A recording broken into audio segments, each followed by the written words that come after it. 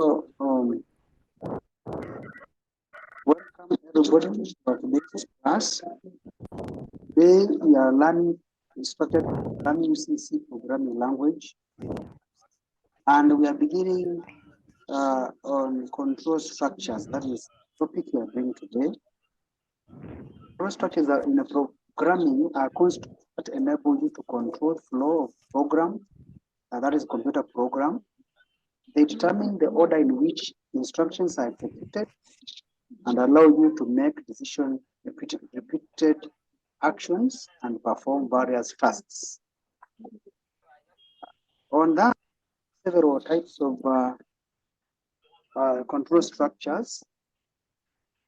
One being sequence control structure, that is line path. I hope you can see them on my screen. Yeah. All right. Yeah. So sequence structure, line path. Now in this, all the statements that appear from top to bottom. We have number 2, which is selection structure or decision structure. That is one or many branches. The third one is loop structure, that is addition or set of activities. Now, for example, in the sequence control structure, these statements are in order of appearance starting from top to bottom. For example, write a program to calculate area of a circle. So when you are writing a program, there are some things that you should put in mind. For example, you should think of variables that you need, that is the memory that you need to store your data as the program is executing. We also think of constants. We also think of input, how the data will be input in your program, and also how the program will put the data after execution. Then we can check on selection, control structure, selection or decision structure. So decision structure require that the programmer specifies one or more conditions to be evaluated or tested by program, along with the statements to be executed if the condition is determined to be true, and optionally, other statements if the condition is determined to be false. So, for example, write a program to calculate the area of a circle only when area is greater than 0. So that is a program that you should write, providing a condition which the radius should be greater than 0 for that program to execute. When you write that program, then you must provide area radius that is greater than 0 so that the program can calculate the area. If you provide less than 0, like a negative number, then the program will not calculate to terminate immediately. It is the nested if. So the nested if is where you have several conditions which are true and you want to evaluate all these statements. So if Boolean expression evaluates to true, then the block of code inside the if statement will be executed.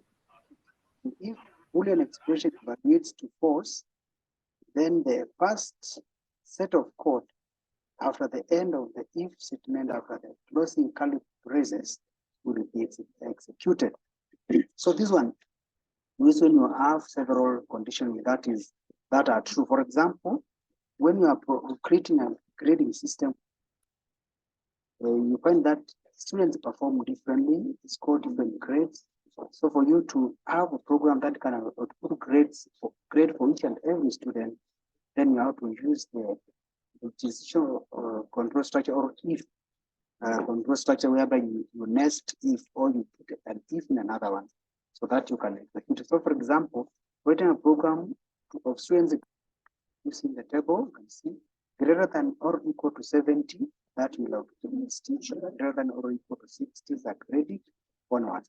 So when you have the if statement, when you provide like 60, then to the statement that will output the student who has scored marks in that range, which will give the grade to be credit. That is if statement. Still, we can have a switch statement, which also is also decision or selection statement that selects specific statement to output. So switch statement variable to be tested for equality against a list of values. Each value is called a case, and the variable being switched on is checked for each switch case.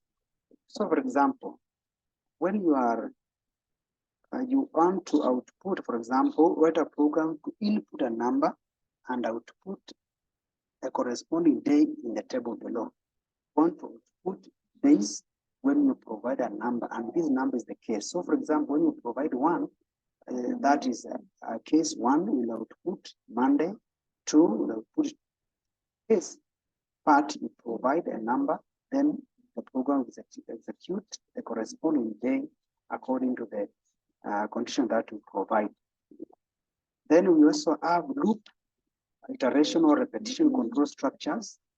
These loop statements allow us to execute a statement or group of statements multiple times, repetitively, until certain conditions. For example, when you want to output numbers from 1 to 10, you can use loop control structure, whereby when you output 1, then the second loop will output 2, the third loop will till 10.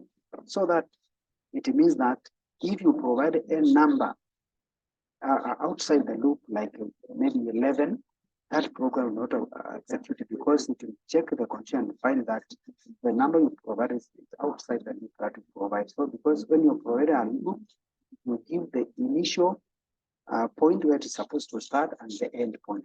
So the hour less than or equal to 10. So you provide numbers that are within that range. Then in this, we have two types of loops in iteration or looping. One is precondition. This whereby a condition is first tested before executing statement inside the loop. So the program will test the condition before the output statement. So it has a minimum of 0 iteration. For example, you can use while loop and for loop for that precondition. Then there is post condition. This whereby a statement inside the loop is first executed, then condition is tested. So this one, it must output at least once. It tests the condition. So it will output one, then check the condition where the condition is met. So for example, you have to put in numbers, for example, 1 to 10, to check whether the number you put is within the range. So it will put like 1, when it is a 2 number, the next number 2 must check whether that number is within the condition. So example of post condition, it is do while. Yes, so almost close to the end of my presentation, but before that, I welcome some questions from you. So kindly welcome for questions.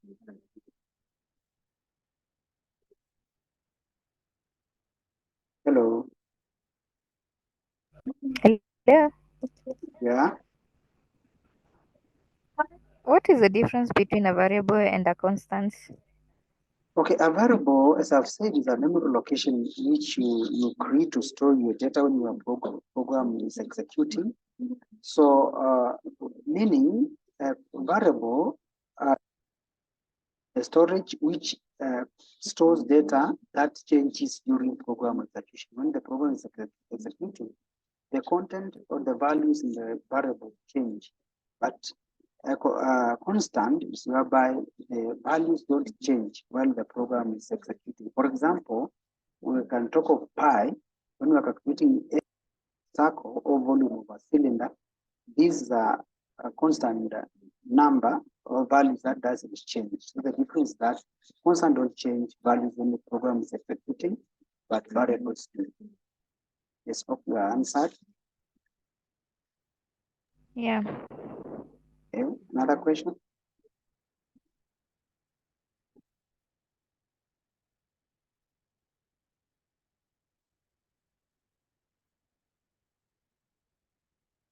Okay, so thank you very much for attending the class today. Hope you have learned today. So I wish you a nice time as we prepare to meet in the next class. So I wish you a nice time and thank you.